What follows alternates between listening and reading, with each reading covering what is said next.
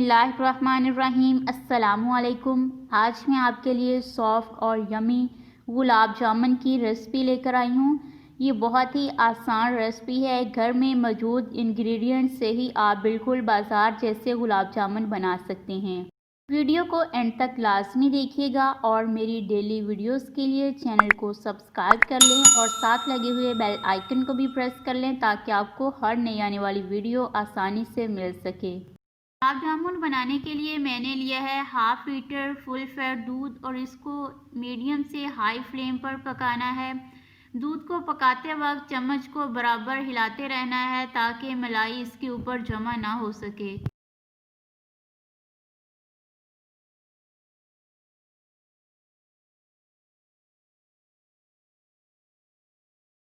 तकरीबन 15 से 20 मिनट तक गर्म करने से दूध गाढ़ा हो जाएगा।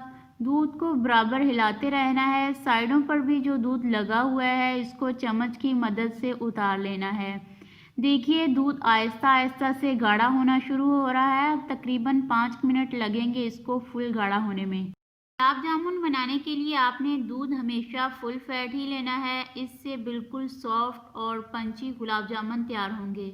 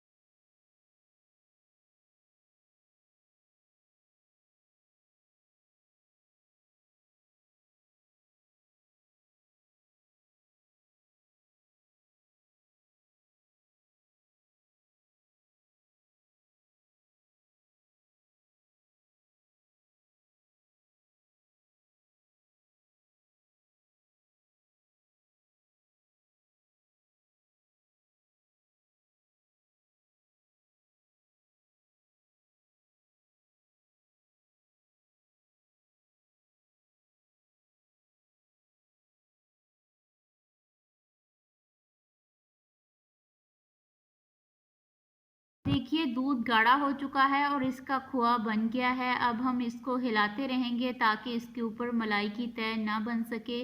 तकरीबन 2 मिनट हिलाने के बाद चूल्हे से उतार लेंगे कढ़ाई को और फिर हिलाते रहेंगे।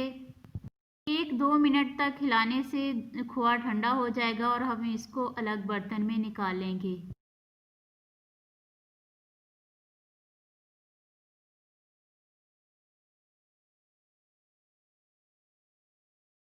अब देखिए खोआ ठंडा हो चुका है और इसको मैंने अलग प्लेट में निकाल कर रख लिया है। अब इसके बाद हम चाशनी तैयार करेंगे। चाशनी बनाने के लिए मैंने लिए हैं 2 कप पानी के और इसके अंदर 2 कप ही शुगर के ऐड किए हैं। इसके बाद मैंने ऐड की हैं 6 छोटी इलायची।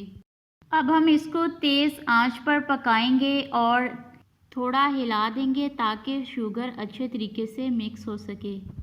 तकरीबन 5 मिनट तक पकाने के बाद चाशनी तैयार हो चुकी है। अब मैं इसके अंदर थोड़ा सा सिरका ऐड करूँगी ताकि शुगर क्रिस्टलाइज ना हो सके। अब हम इसको चूल्हे से उतार लेंगे और कवर करके रख देंगे।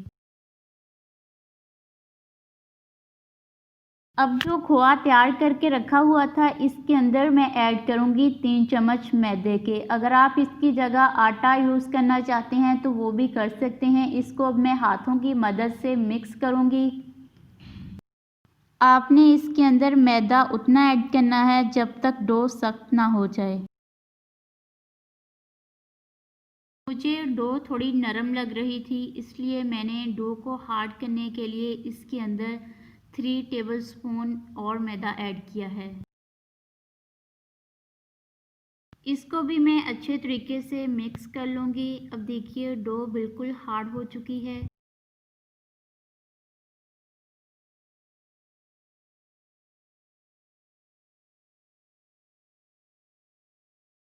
अब मैं डो के अंदर 1 चुटकी बेकिंग पाउडर ऐड करूँगी। इससे गुलाब जामुन फूलेंगे। बहुत ज़्यादा बेकिंग पाउडर नहीं ऐड करना, इससे गुलाब जामुन फट सकते हैं। डो को हथेलियों की मदद से हल्का हल्का मसलना है ताकि इसके अंदर कंसिस्टेंसी आ सके।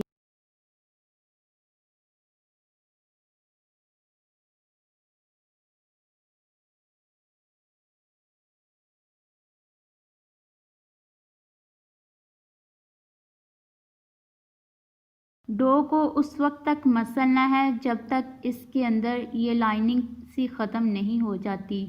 تقریباً 5 منٹ مسلنے کے بعد ڈو کے اندر سے لائننگ ختم ہو جائے گی اور اس کو تقریباً 10 منٹ کے لیے اسٹے دے دینا ہے۔ 10 منٹ ہو چکے ہیں، اب میں ہاتھوں کو آئل سے گریس کر لوں گی اور ان کو ہاتھوں کی مدد سے بالز کی شیپ دے دوں گی۔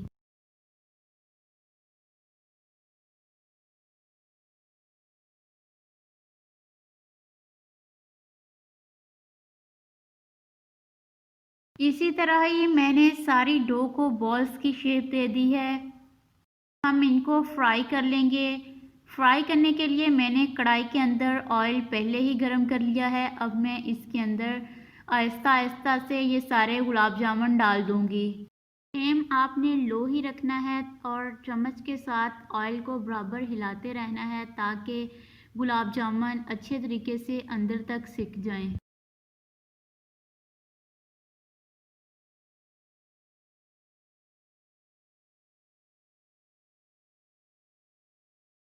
تقریباً 5 منٹ تک لو فلیم پر پکانے کے بعد گلاب جامن کا کلر چینج ہو چکا ہے۔ اب ہم ان کو باہر نکال دیں گے اور جو چاشنی ہم نے بنا کے رکھی تھی اس کے اندر ڈال دیں گے۔ اسی طرح ہی دوسرے گلاب جامن کو فرائی کر لیں گے۔ آئل کو برابر ہلاتے رہیں گے تاکہ گلاب جامن اندر تک اچھے طریقے سے سک جائیں۔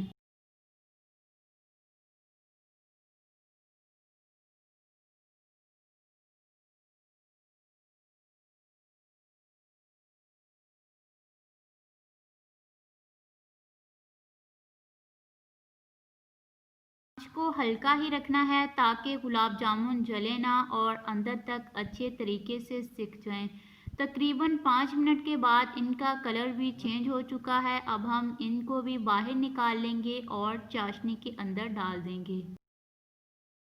چاشنی کے اندر سارے گلاب جامن ڈالنے کے بعد ہم ان کو کور کر کے تقریباً آدھے گھنٹے کے لیے رکھ دیں گے تاکہ چاشنی اچھے طریقے سے اس کے اندر جذب ہو سکے۔ گھنٹے کے بعد گلاب جامن کو میں نے چاشنی میں سے نکال لیا ہے۔ یہ بالکل سافٹ ہو چکے ہیں اور بہت کم خرچے میں بالکل بازار جیسے سافٹ، نرم و ملائم اور پنچی گلاب جامن تیار ہو چکے ہیں۔